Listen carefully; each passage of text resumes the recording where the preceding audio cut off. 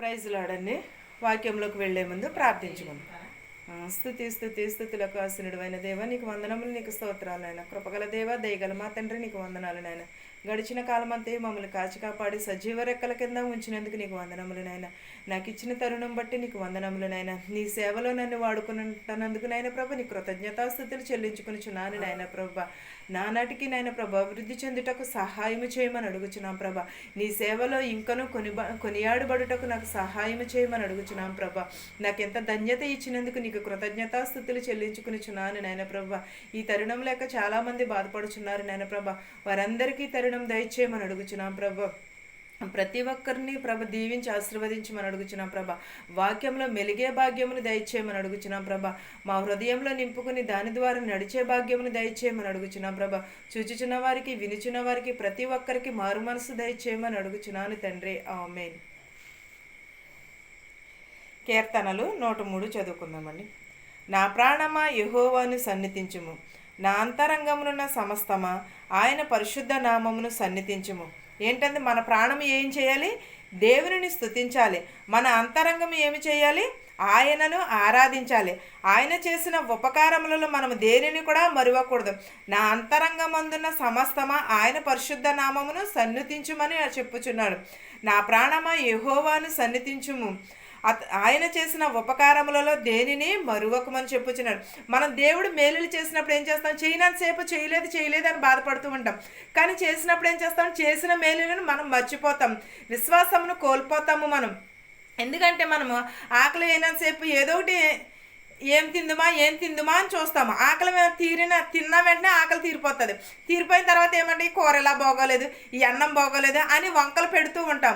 దేవుడు చేసిన మేలులను కూడా మనం ఏం చేస్తామంటే తీర్చిన తర్వాత ఒక మాటలు మాట్లాడతాం, తీరక ముందు ఒక మాటలు మాట్లాడతాం. అలాగ కాదు. ఏమి చేయాలి? ఆయన చేసిన ఉపకారములలో దేనిని కూడా మరువవద్దని చెప్పుచున్నాడు దేవుడు. ప్రతి ఒక్క విషయమును కూడా మన అంతరంగములలో దాచుకుని దేవునికి పరిశుద్ధ నామము చేయమని చెప్పుచున్నాడు. ఆయన నీ దోషములన్నిటినీ క్షమించువాడు, నీ కటాక్షములన్నిటినీ కుదుర్చువాడు. సమాధిలో నుండి నీ ప్రాణమును విమోచించుచున్నాడు, కరుణా కటాక్షములను నీకు కిరీటముగా ఉంచి ఉన్నాడు. ఎలాగండి? ఆయన మన ప్రాణమును సమాధిలో నుండి చూచుచున్నాడు, మన దోషములన్నిటిని కూడా క్షమిస్తున్నాడు, మన సంకటములన్నిటిని కూడా కుదుర్చువాడు ఆయనే. కటాక్షములను నీకు కిరీటముగా, మనకి కరుణా కటాక్షములను మనకి ఇచ్చుచున్నాడు. మనం సమాధిలో నుంచి చూసినప్పుడు కానీ ఎప్పుడును కూడా దేవుడు ఏం చేస్తున్నాడంటే, మనం సమాధిలో నుండి ఉన్నప్పుడు ఆయన మన ప్రాణమును విమోచించుచున్నాను అంటున్నాడు. మన కరుణా కటాక్షములను మనకి కిరీటముగా ఉంచుచున్నాడు. మనం కరుణా కటాక్షములను కిరీటముగా ఉంచినప్పుడు దేవునికి కృతజ్ఞతాస్తుతులు చెల్లించుకోవాలి ఎప్పుడు కూడా. పక్షిరాజు యవ్వనము వలె నీ యవ్వనము క్రొత్తదగినట్లు మేలుతో నీ హృదయమును తృప్తిపరచుచున్నాడు అని కరుణా కటాక్షములను మనకు కిరీటముగా ఇస్తున్నానని చెప్పాడు దేవుడు. మన యవ్వనము క్రొత్తదగినట్లు మనము క్రొత్తగా జన్మించమని అడుగుచున్నాడు. ఎప్పుడు? ఆయన దయా కిరీటము మన పైన ఉన్నప్పుడు మనము క్రొత్త మనసును, క్రొత్త వాక్యమును, క్రొత్త హృదయమును దేవునికి ఇమ్మని అడుగుచున్నాడు. పక్షిరాజు ఎలాగైతే యవ్వనముగా ఎప్పుడు ఉంటాడో మనలో కూడా దేవుడు అలాగే ఉంచుతానని చెప్పుచున్నాడు. మేలుతో మన హృదయములను తృప్తిపరుస్తానని చెప్పుచున్నాడు. ప్రతి ఒక్కరి హృదయమును కూడా దేవుడు మేళ్లతో తృప్తిపరుస్తానని చెప్పుచున్నాడు. నీ హృదయము మేళ్లతో తృప్తిపరిచేదనని చెప్పుచున్నాడు. యెహోవా నీతి క్రియలను జరిగించేవాడు, బాధించేవాడు, వారందరికీ న్యాయము తీర్చునని చెప్పుచున్నాడు. మనందరికీ ఏం చేయించున్నాడు? నీతిమంతుడు కాబట్టి మనందరికీ కూడా న్యాయము చేస్తానని చెప్పుచున్నాడు. మనము ఎప్పుడునూ కూడా దేవునికి లోబడి ఉండాలి. కీర్తనలు 101:4 చూద్దామండి. ఎండ దెబ్బకు వాడిన గడ్డి వలె నా హృదయము వాడిపోయి ఉన్నది, భోజనము చేయుటకే నేను మర్చిపోయిచున్నాను. ఏంటంటే మన బాధలలో, శోధనలో ఉన్నప్పుడు ఏం చేస్తామంటే భోజనమును కూడా మర్చిపోతాము. ఎండ దెబ్బకి గడ్డి ఎలాగైతే వాడిపోతుందో హృదయం కూడా అలాగే వాడిపోచున్నది అని చెప్పుచున్నాడు. 7వ వచనం చూద్దామండి. రాత్రి మెలకువగా నుండి ఇంటి మీద ఒంటరిగా ఉన్న పిచ్చుక వలె నున్నాను. ఏంటదండి? రాత్రి వేళ ఒంటరిగా కానీ అలాంటి టైంలో దేవుడు ఏం చేస్తాడు? మనకి తోడుగా ఉంటాడు. మనము ఒంటరిగా ఉన్నప్పుడు దేవుడే మనల్ని దినములను దినమెల్లా నా శత్రువులు నన్ను నిందించుచున్నారు, నా మీద వెర్రి కోపము గలవారుగా నా పేరు చెప్పి శపింతురు. ఎప్పుడన్నా మన నిజమే కదండి, మన శత్రువులు ఏం చేస్తారు, మనకి కనపడని వారు కొంతమంది ఉంటారు, కనిపించరు. అలాంటి వారు ఏం చేస్తారు, మనకి పేరుని పెట్టి మన పేరుని వాడుకుని చాలామంది కూడా దూషిస్తూ ఉంటారు, చాలామంది కూడా మన పేరుని చెడగొడుతూ ఉంటారు. మనం అలాంటి వారి కోసం దేవునికి అప్పగించుకోవాలి, వారిని ఎప్పుడూ కూడా దూరంగా. అలాంటి శత్రువులు ఉన్నప్పుడు మనం ఏమి చేయాలంటే దేవునికి ప్రార్థన చేయాలి.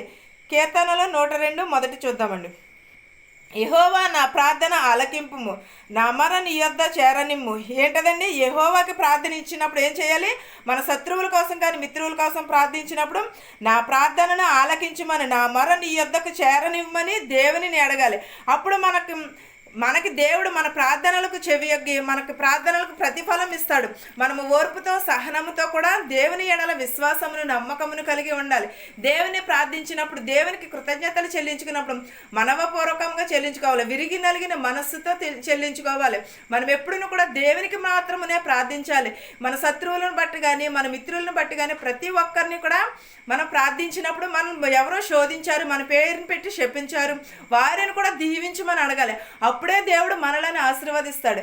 ఈ వాక్యమును మీకును మాకును మనందరికీ తోడయ్యుండును గాక. ప్రార్థించుకుందాం. స్తుతి స్తుతి స్తుతులకు ఆసనుడైన దేవా, నీకు వందనములు, నీకు స్తోత్రాలు నాయన.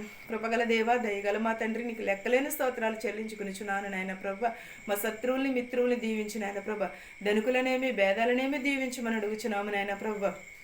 ప్రతి ఒక్కరిని దీవించమని అడుగుచున్నాను నాయన ప్రభ. నేను చిన్న బిడ్డలు మొదలుకొని పెద్ద బిడ్డల వరకు యవనస్తులను కానీ యవనరాళ్ళను కానీ వృద్ధాప్యంలో ఉన్నవారిని ప్రభ, నడి వయసులో ఉన్నవారిని కూడా దీవించమని అడుగుచున్నాం ప్రభ. బీపీ షుగర్లతో బాధపడుచున్న వారిని దీవించమని అడుగుచున్నాం. వారు బీపీ షుగర్లు కంట్రోల్లో ఉండేటకు సహాయం చేయమని, జ్వరములతో బాధపడుచున్న వారు జ్వరములను తీర్చివేయమని అడుగుచున్నాం ప్రభ.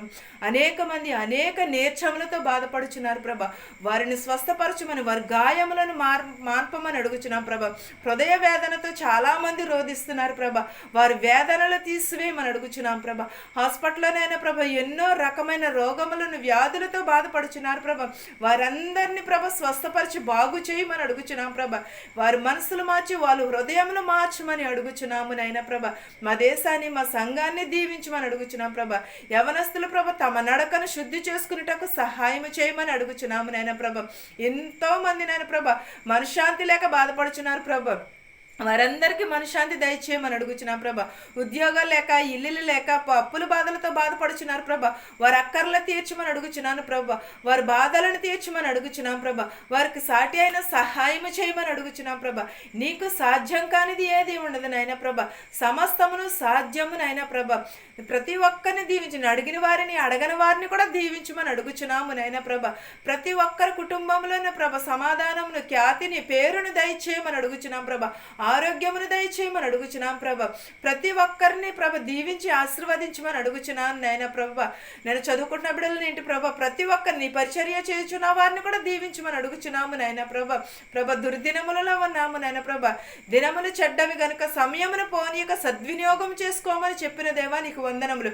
మేము ఆ వాక్యమును బట్టి అనుసరించుటకు సహాయము చేయమని అడుగుచున్నాం ప్రభ. ప్రతి ఒక్కరికి శాంతిని సమాధానమును దయచేయమని అడుగుచున్నాం ప్రభ.